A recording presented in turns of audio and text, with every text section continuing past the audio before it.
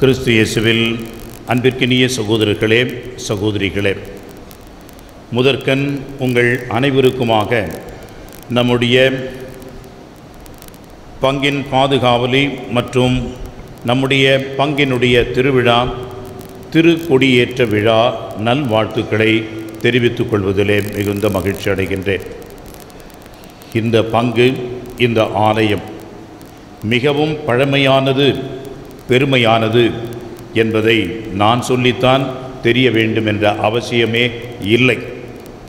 மிக பழமையான ஆலயங்களில் ஒன்று என்று பெயர் பெற்றது நம்முடைய இந்த ஆலயம் மற்றும் நம்முடைய பங்கு.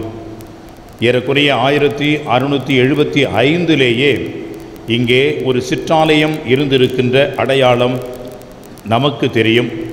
அது கப்புச்சின்ஸ் என்று சொல்லக்கூடிய இந்த சபையை சார்ந்தவர்களுடைய பெருமுயற்சியினால் எழுப்பப்பட்டது என்பதையும் அறிந்திருக்கின்றோம்.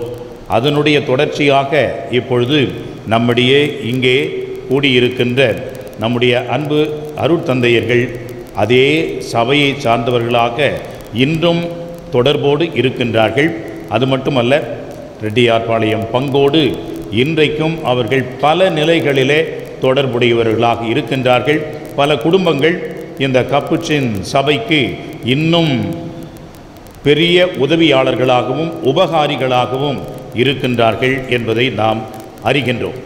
அந்த வகையிலே இன்றைக்கு இந்த விழா 280ஆம் ஆண்டு என்று குறிப்பிடப்படுகின்றது. அப்படி என்றால் இந்த ஆலயத்தை கட்டி எழுப்பிய அந்த ஆண்டு 1745ஆம் ஆண்டு என்ற வகையிலே அதை நாம் 280ஆம் ஆண்டு என்று கொண்டாடுகின்றோம். அன்புக்குரியவர்களே, இதை கட்டி எழுப்பிய பெருமை, இதனுடைய மிகப்பெரிய ஒரு உபகாரி யார் என்று சொன்னால், அனைவரும் அறிந்த நம்முடைய ஆலயத்திற்கு முன்பாக இருக்கக்கூடிய அந்த அரை உருவ சிலை நமக்கு மிகப்பெரிய ஒரு சாட்சியமாக இருக்கிறது. கனகராய முதலியார் என்று சொல்லக்கூடியவர் தன்னுடைய மகன் வெலுவேந்திரன் என்பவருடைய இறப்பை மிகவும் துயரத்தோடு ஏற்றுக்கொண்ட நிலையிலே அவருடைய நினைவாக எழுப்பிய ஒரு ஆலயம்தான் இந்த ஆலயம். இதனுடைய அடிப்படையில் தான் 280ஆம் ஆண்டு என்று நாம் கொண்டாடுகின்றோம். அன்புக்குரியவர்களே, நம்முடைய ஆலயத்திற்கு பல தனி சிறப்புகள் வரலாற்று பூர்வமாக உண்டு. முதலாக ஒரு தனி ஆள் முழுமையாக ஒரு ஆலயத்தை கட்டி எழுப்பிய பெருமை என்றால் அது இந்த ஆலயத்திற்கு மட்டும்தான் உண்டு. வேறு எந்த ஒரு ஆலயமாக இருந்தாலும் அது மறைமாவட்டம். அதற்கு முன்பாக நம்முடைய முன்னோர்கள், நம்முடைய மறைபணியாளர்கள், குறிப்பாக மிஷியோன் எட்ரான்ஜர் de Paris என்று சொல்லக்கூடிய அந்த MEP குருக்கள் அவர்கள்தான் அமைத்து எழுப்பி இருக்கின்றார்கள். அந்த வகையிலேயும் இந்த ஆலயம் மிகச் சிறப்புமிக்க ஒரு ஆலயமாக இன்றைக்கும் இருக்கிறது. அன்றைக்கு இதனுடைய விழாவின் பொழுது, அர்ச்சிப்பின் விழாவின் பொழுது மிகப்பெரிய ஒரு கொண்டாட்டம் நடந்ததாக வரலாறு சொல்லுகிறது. அது புதுச்சேரி வரலாற்றிலே மிக முக்கியமான ஒன்றாகவும் இடம்பெற்றிருக்கிறது. அது என்னவென்று சொன்னால் சமபந்தி. சமபந்தி என்பது அந்த காலத்திலே அது நினைக்க முடியாத ஒரு காரியம். அனைத்து சாதியினரையும் அருகருகே அமர்த்தி அனைவருக்கும் ஒரே மாதிரியான உணவு கொடுத்து உபசரித்து அந்த சமபந்தியை நடத்திய பெருமை இவருக்கே சாரும். அந்த பெருமை இன்றைக்கும் இந்த பங்கிற்கு சாரும். எனவே தான் நம்முடைய பங்கிலே பல தரப்பட்ட மக்கள் இருந்தாலும் கூட இன்றைக்கும் இணக்கமாக அனைவரும் இணைந்த வகையிலே நாம் இருப்பதை பார்க்கின்றோம். பேர் வேண்டுமென்றால் ரெட்டியார்பாளையம் என்று வைத்துக் கொள்ளலாம். ஆனால் அனைவரும் இணைந்து இருக்கக்கூடிய ஒரு சூழல் இன்றைக்கும் இருக்கிறது. எனவே எதையும் பிரிக்க முடியாது, எதையும் தனித்து விட முடியாது. எல்லோரும் ஒரே பங்கில் ஒரே குடும்பமாக நாம் இருக்கின்றோம் என்ற ஒரு சாட்சியத்தை அன்று தொடங்கிய அந்த சமபந்தி இன்றைக்கும் நமக்கு உணர்த்துகின்ற ஒன்றாக இருப்பதை பார்க்கின்றோம். அடுத்ததாக அன்புக்குரியவர்களே, இந்த ஆலயத்திற்கு முன்புறமாக ஒரு கல்வெட்டு இருக்கிறது. எந்த ஒரு ஆலயத்திலேயும் இதுபோன்ற ஒரு கல்வெட்டு, அதாவது இந்த கல்வெட்டு என்று சொல்லக்கூடியது மிக குறிப்பாக குடைவரை கோயில்கள், அங்கேதான் அதிகமாக இது போன்ற கல்வெட்டுக்கள் இருக்கும். ராஜாக்கள் அரசர்கள் காலத்திலே, குறிப்பாக ராஜராஜ சோழன், அவன்தான் அதிகமாக கோவில்களை கட்டி எழுப்பியவன். தஞ்சை பெரிய கோயிலாக இருக்கட்டும், அல்லது நம்முடைய மறை மாவட்டத்தை சார்ந்த ஒரு சில இடங்கள், இன்னும் சிறப்பாக சோழபுரம் என்ற இடம், இது எல்லா இடத்திலேயும் சோழர்கள் காலத்தில் கட்டி எழுப்பிய ஆலயங்கள் தான், கோயில்கள் தான் உண்டு. அந்த இடங்களில் கூட அன்புக்குரியவர்களே, இந்த கல்வெட்டுகள் என்று சொல்லக்கூடிய கோவில் கல்வெட்டு என்ற ஒரு தகுதியுடைய ஒரு கல்வெட்டை நாம் இங்கே பார்க்கின்றோம். அதனுடைய சிறப்பு என்னவென்று சொன்னால், சங்கிலி எழுத்து என்று சொல்லக்கூடியது, சேர்த்து எழுதுகின்ற அது மாதிரியான ஒரு வகை. ஆங்கிலத்தை நாம் தனித்தனியாகவும் எழுதலாம், சங்கிலி எழுத்தாகவும் சேர்த்தும் நாம் எழுதலாம். தமிழும் ஒரு காலத்தில் அப்படித்தான் இருந்தது. அதை சங்கிலி எழுத்து என்று சொன்னார்கள். இதை பிரித்து தனித்து நமக்கு கொடுத்தவர் வீரமாமுனிவர். எனவே தான் அவர் எழுதிய அந்த அகராதிக்கு பெயர் சதுர அகராதி என்று சொல்லப்படுகிறது. காரணம், சதுரம் என்பதை முதலாக எழுத்துக்களுக்கு அறிமுகப்படுத்தியது வீரமாமுனிவர் தான். இன்றைக்கு இதை கொஞ்சம் குறைச்சி வைங்கப்பா. இன்றைக்கு அன்புக்குரியவர்களே, நம்முடைய விண்ணப்பங்களிலே படிவங்களிலே பதிவு செய்கின்ற பொழுது, பெயர்களை எழுதுகின்ற பொழுது நாம் சேர்த்து எழுதினோம் என்று சொன்னால் அது புரியாது, தெளிவாக இருக்காது. ஆனால் எனவே கட்டம் கட்டமாக போட்டிருப்பார்கள். ஒரு கட்டத்தில் ஒரு எழுத்துத்தான் நாம் எழுதுவோம். அவ்வாறு பிரித்து எழுதுகின்ற அந்த ஒரு வகையைத்தான் அன்புக்குரியவர்களே சதுர் எழுத்து என்று சொன்னது. இந்த சதுர் எழுத்துக்கு அகராதி எழுதிய வீரமாமுனிவர் சதுர அகராதி என்று எழுதினார். அந்த வகையிலே இதுபோன்ற ஒரு கல்வெட்டு வேறு எங்கேயும் இல்லை என்பதும் நமக்கு ஒரு பெருமையான, ஒரு தனி சிறப்பான ஒன்று. இத்தகைய அருமையான பெருமைமிக்க இந்த வரலாற்று சிறப்புமிக்க இந்த ஆலயத்திற்கு இன்றைக்கு நாம் விழா எடுத்து அன்னைக்கு நன்றியாக நாம் கொண்டாடுகின்றோம் என்று சொன்னால் அது நமக்கு உண்மையான பெருமையாக இருக்கிறது என்பதை புரிந்து கொள்ள வேண்டும். இரண்டாவதாக, இன்றைக்கு கொடியேற்றம். கொடி என்பதுதான் இன்றைக்கு மையமாக இருக்கிறது. பல இடங்களிலே திருவிழாக்கள் கூட அவ்வளவு சிறப்பாக நடைபெறாது. கொடி என்பதுதான் உலகமே போற்றுகின்ற விதமாக நாம் கொண்டாடுவோம். குறிப்பாக வேளாங்கண்ணி அன்னை திருத்தலத்திலே பார்க்கின்றோம். இந்த கொடிக்கு எங்கெந்தெல்லாம் நடந்து நடைமயனமாக அவர்கள் திருப்பயணிகளாக வருகிறார்கள். திருவிழாவுக்கு கூட அவ்வளவு சிறப்பு இல்லை. ஆனால் கொடி என்பதை பார்ப்பதற்காக எங்கிருந்தெல்லாம் தேடி ஓடி வருகின்றார்கள் மக்கள் என்பதை நாம் பார்க்கின்றோம். அன்புக்குரியவர்களே, இந்த கொடி என்பது நம்முடைய கலாச்சாரமா, கிறிஸ்துவ பண்பாடா, அல்லது விவிலியத்தில் இருக்கிறதா என்று பல பேருக்கு ஒரு கேள்வியாக இருக்கலாம். அன்புக்குரியவர்களே, கடவுளுடைய அந்த வகையிலே, நம்முடைய இறை வார்த்தையின் அடிப்படையிலே இந்த கொடி என்பதை நம்முடைய கலாச்சார பின்னணியோடு சேர்த்து நாம் பார்க்க வேண்டும். குறிப்பாக இந்த தமிழ் நிலத்தை மன்னர்கள் ஆண்ட காலத்திலே, குறுநில மன்னர்களுக்கு முன்பாகவே சேர, சோழ, பாண்டியர் என்று வெவ்வேறு நிலப்பகுதிகளுக்கு ஏற்ப பிரித்து கொண்டு அவர்கள் ஆட்சி செய்தார்கள். சேரன் என்று சொன்னால் மலையும் சார்ந்த இடம், சோழன் என்று சொன்னால் நிலப்பகுதியை சார்ந்த இடம், பாண்டியர் என்று சொன்னால் கடலை சார்ந்த ஒரு இடம். அன்புக்குரியவர்களே, நம்முடைய தமிழ் மக்கள் இயற்கையோடு இணைந்த வகையிலே வாழ்ந்திருக்கிறார்கள் என்பதற்கு இதற்கு மேல் எந்த ஒரு விளக்கமும் தேவையில்லை. இதன் அடிப்படையில் தான் அன்புக்குரியவர்களே அவருடைய வாழ்வு முறையும் அமைந்திருக்கிறது, அவருடைய உணவு வகையும் அமைந்திருக்கிறது, அவருடைய உடை உடுத்துகின்ற பண்பாடும் அமைந்திருக்கிறது.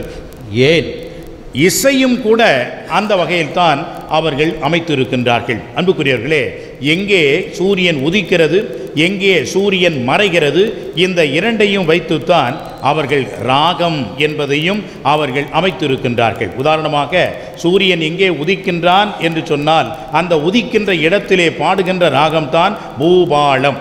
நம்ம ஆளுங்க ராத்திரி 8 மணிக்கு கூட பூபாலத்தை பாடுறாங்க. அது என்னமோ பாடுறாங்க, பரவாயில்ல, இசை நல்லா பாடினாங்கன்னா சரிதான். சூரியன் எங்கே மறைகிறது? கடலிலே மறைகிறது. அந்த மறைகின்ற இடத்திலே தான் அன்புக்குரியவர்களே அடுத்த ஒரு ராகம் இந்தோள ராகம் என்று அவர்கள் கண்டுபிடித்தார்கள். இதைத்தான் அன்புக்குரியவர்களே இந்த இசையைத்தான், இந்த தமிழர் இசையைத்தான், இந்த தமிழ் பண்பாட்டைத்தான், இந்த தமிழ் இலக்கிய மற்றும் இயற்கையோடு இணைந்த ஒரு முறையைத்தான் அந்த காலத்திலே கிருஷ்ணதேவராயர்கள் என்று சொல்லக்கூடிய அவர்கள் நாடு கடத்தி சென்று ஆந்திராவிற்கு சென்று எல்லாவற்றையும் தெலுங்கிலே எழுதி நம்முடைய இசையை தெலுங்கிலே இன்றைக்கு படித்து கொண்டிருக்கின்ற ஒரு நிலை மாறிவிட்டது. அன்புக்குரியவர்களே, அப்படி என்றால் இந்த தமிழ் மன்னர்கள் சேர சோழ பாண்டியர் என்று சொல்லக்கூடியவர்கள் ஆட்சி செய்த இடத்திலே அவர்களுக்கென்று அடையாளம் உண்டு. சேரன் என்று சொன்னால் வில், சோழன் என்று சொன்னால் புலி, பாண்டியன் என்று சொன்னால் மீன். இவைகளையெல்லாம், இந்த அடையாளங்களையெல்லாம் அந்த நிலைவர பகுதியோடு மக்கள் கலாச்சாரத்தோடு இணைத்து பார்த்து அதை பொறித்து கொடியாக செய்து ஆங்காங்கே பறக்க விட்டார்கள். அன்புக்குரியவர்களே, இந்த சோழனுடைய ஆட்சி எங்கிருந்து எங்கே தொடர்ந்து எங்கே நின்றது என்று சொன்னால், வேங்கடம் என்று சொல்லக்கூடிய அந்த இடத்திலிருந்து கன்னியாகுமரி என்று இன்றைக்கு நாம் சொல்கின்ற அந்த இடம் வரைக்கும் எல்லாம் இந்த சோழர்களுடைய நிலப்பரப்பாக இருந்தது என்பதை நாம் கல்வெட்டுக்கள் வழியாக அறிந்து கொள்கின்றோம். எனவே தான் அன்புக்குரியவர்களே, இந்த 3 அரசர்களும் 3 அடையாளங்களை கொண்டு இந்த அடையாளங்களை அவர்கள் கொடியிலே பொறித்தார்கள். தங்களுடைய சின்னங்களை கல்வெட்டுகளிலே அவர்கள் பதித்தார்கள். ஏனென்றால் இது அவர்களுடைய அடையாளமாக இருந்தது என்பது தமிழர் வரலாறு. அந்த வகையிலே தான் நம்முடைய இந்த தமிழ் பண்பாட்டின் அடிப்படையிலே இன்றைக்கும் நாம் கொடி என்பதை நம்முடைய அடையாளமாக வைத்திருக்கின்றோம். இரண்டாவதாக, விவிலியத்தின் அடிப்படையிலே பாருங்கள், தொடக்க நூல் 49ஆம் அதிகாரம். இதை கண்டிப்பாக எடுத்து நீங்கள் வாசிக்க வேண்டும். இப்பொழுது இல்லை, சில பேர் இந்த பைபிள் எடுத்துகிட்டு வந்துடுறாங்க. எல்லாம் இந்த ப்ராட்டஸ்டன்ட் கலாச்சாரம், அதுவும் நம்முடைய மக்களுக்கு பைபிள் ஆர்வம் என்பது ரொம்ப பேரார்வம். அதை ஆலயத்திற்கு கொண்டு வாருங்கள். ஆனால் திருப்பலியின் பொழுதும் அல்லது இங்கே வாசகங்கள் வாசிக்கின்ற பொழுதும் அதை எடுத்து பார்த்து அதை நீங்கள் படிக்க வேண்டிய அவசியம் இல்லை. அப்படி என்றால் நான் என்ன சொல்லலாம்? எபிரேயருக்கு எழுதப்பட்ட திருமுகம் 9ஆம் அதிகாரம் 2-3 வசனங்களை எடுத்து நீங்கள் தனியாக வாசியுங்கள் அப்படின்னு சொல்லிட்டு நானும் அமைதியாக வாசிக்கலாம், நீங்கள் அதிகமாக வாசிக்கலாம். ஆனால் ஏன் அதை முழக்கமிடுகின்றோம், ஏன் அதை அறிவிக்கின்றோம் என்று சொன்னால், இறை வார்த்தையை நான் முழக்கமிட, இறை வார்த்தையை நீங்கள் கேட்க, அந்த இறை வார்த்தை என்பது உயிருள்ளதாக மாறுகிறது என்பதை உணர வேண்டும். எனவே ஒரு சில கலாச்சாரங்களை நாம் காப்பி அடிப்பதிலே எந்த அர்த்தமும் இல்லை. விவிலியம் கொண்டு வாருங்கள், திருப்பலிக்கு முன்பாக வாசியுங்கள், தயார் பண்ணுங்கள். விவிலியம் என்பதை திருப்பலிக்கு பிறகு எடுத்து அதை வாசித்து பாருங்கள். இப்பொழுது நான் சொன்ன இந்த அதிகாரத்தை வீட்டிற்கு சென்று கண்டிப்பாக எல்லோரும் படிக்க வேண்டும். 49ஆம் அதிகாரம் தொடக்க நூல். அதிலே பாருங்கள், யாக்கோபு. யாக்கோபு என்றால் இஸ்ராயல். கடவுள் இவருடைய பெயர்களை எல்லாம் மாற்றிவிடுகின்றார். யாக்கோபு என்றால் இஸ்ராயல். இஸ்ராயல் என்பது 12 கோத்திரங்களை அடங்கிய ஒரு குலமாக, குழுவாக அல்லது ஒரு இனமாக இருக்கிறது.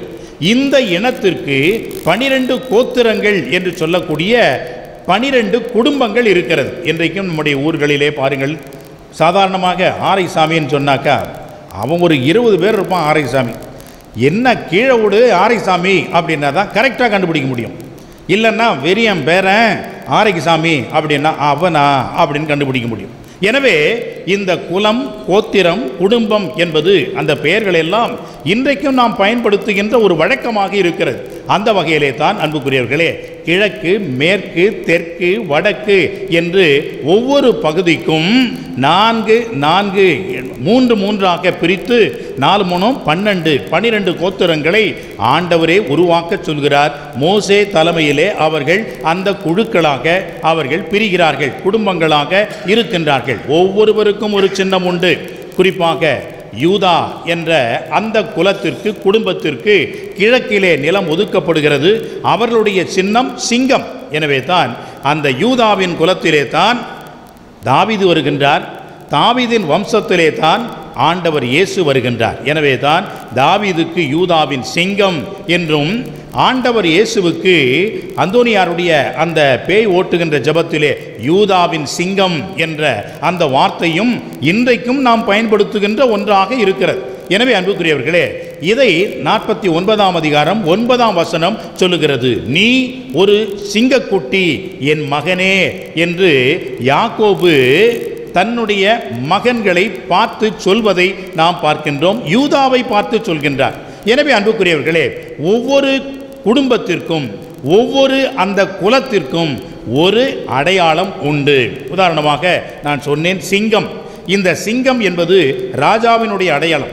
இந்த சிங்கம் என்பது ஆண்டவர் இயேசுவினுடைய வம்சத்தின் அடையாளம். இன்றைக்கும் எருசலேமுக்கு நீங்கள் சென்றீர்கள் என்று சொன்னால், எருசலேம் மிக அருமையான ஒரு மதில் சூழ்ந்த ஒரு நகரம்.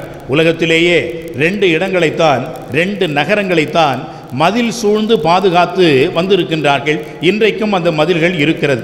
சீனா பெரும் சுவரை ஒழிய அது சீனாவை காப்பாற்றுவதற்காக அது அல்ல. அது ஒரு பெரும் சுவர் என்ற ஒரு அடையாளம் தானே ஒழிய அதை நாம் பார்க்கின்ற வகையிலே இருக்கின்ற ஒரு அதிசயமாக நாம் எடுத்துக்கொள்ளலாம். ஆனால் உலகத்திலேயே ரோமையும் மற்றும் இந்த எருசலேம், இந்த 2 நகரங்கள் தான் மதில் சூழ்ந்த நகரமாக இரவிலே யாரும் உள்ளே நுழைய முடியாத வகையிலே இன்றளவும் அதனுடைய அடையாளம் இருப்பதை நாம் பார்க்கின்றோம். இன்றைக்கும் எருசலேமுக்குள் நீங்கள் நுழைகின்ற பொழுது அங்கே ஒரு வாயில் இருக்கிறது. அது முதன்மை வாயிலாகவும் இருக்கிறது. அந்த வாயிலுக்கு மேல்மாக சிங்கம் என்ற அந்த ஒரு லட்சணை பொறித்த ஒரு அடையாளம் இருப்பதை பார்க்கின்றோம். அந்த வாயிலுக்கு பெயரே சிங்கத்தின் வாயில், சிங்க வாயில் என்றுதான் சொல்லப்படுகிறது. அந்த அளவுக்கு இந்த அடையாளங்களை அவர்கள் தாங்கள் வாழ்கின்ற இடத்திலே ஒரு துணியிலே பொருத்தி அந்த துணியை அவர்கள் நிறுத்தி ஏற்றி அவர்கள் கொடிகளாக பறந்து விடச் செய்தார்கள். இவ்வாறு அவர்கள் பாலை நிலத்திலே பயணம் செய்கின்ற பொழுது அவர்கள் இவ்வாறு குடும்பம் குலமாக வாழ்ந்தார்கள்.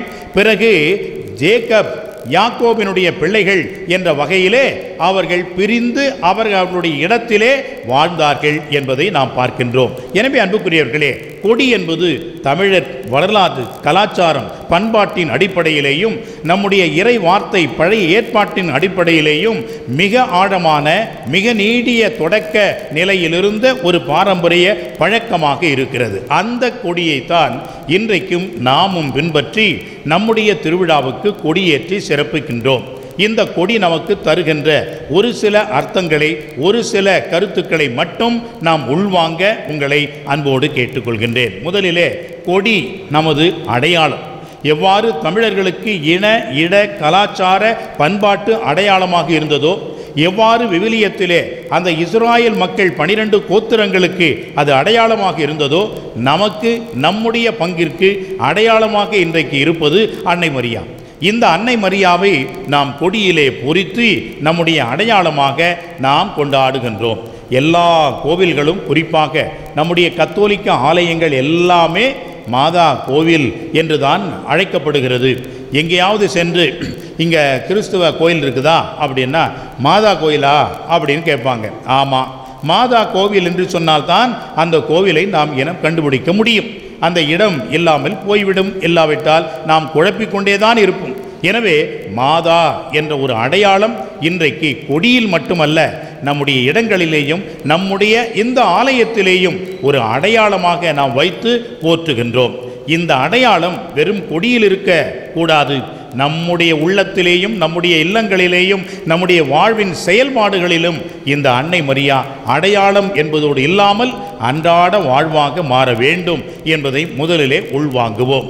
இரண்டாவதாக பாருங்கள், கூட்டி சேர்க்க இந்த கொடியானது பழைய ஏற்பாட்டிலே பயன்பட்டது.